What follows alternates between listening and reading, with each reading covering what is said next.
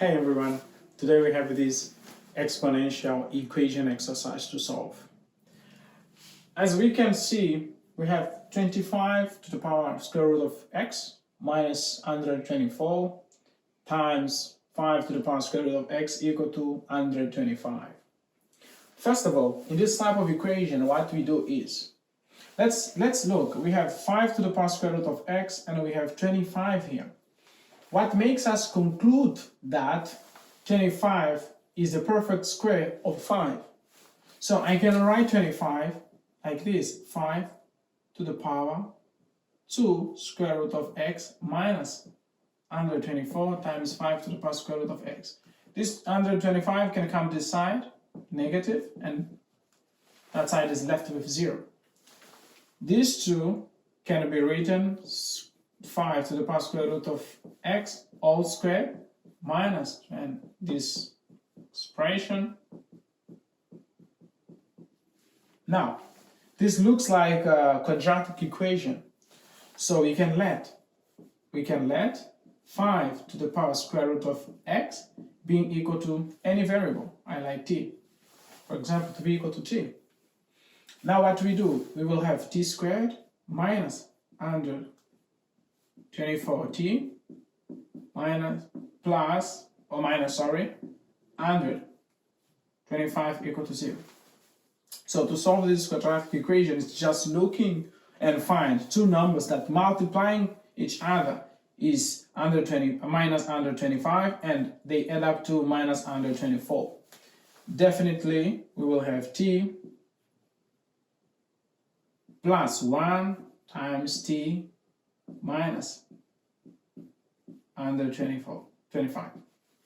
If we multiply 1 and this number, we have 100 minus 125, and if we add them, we get this. So t is going to be equal to minus 1, or t is going to be equal to 125.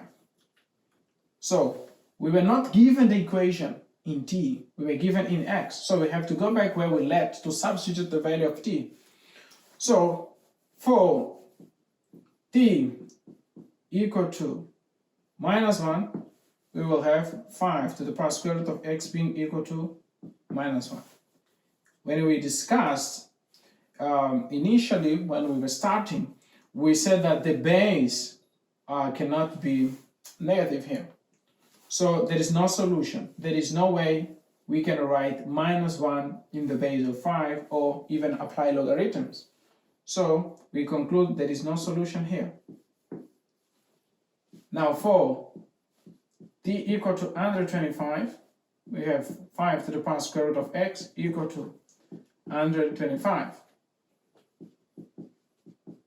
Can we write 125 in the base of 5? Yes, we can, which is 5 to the power 3. Now my base are now equal. I equal the exponent, square root of x being equal to 3. This equation, I have to square both sides in order to eliminate the square root. So I'm going to have square root of x squared equal to 3 squared. The index is 2 and here is 2, so it becomes only x equal to 9. So that means this solution of this equation is 9. Okay, so now comes the equation. Why did we have to let? Is this compulsory to let? Of course not. You could have solved the way it was, considering that 5 to the power square root of x being the variable as a quadratic equation. But the chance of somebody making mistake when does not let, it's bigger than when the person let. So that's why we decide to let this expression 5 to the power square root of x, since it's the same in these both members, these both terms, so it is easier then for us to let this expression to be t. That's why we let, and then we found the value of t by solving the quadratic equation. So this is how actually we do. Okay, so if you enjoy, leave your like, your comment, subscribe, and most importantly, share with your friends.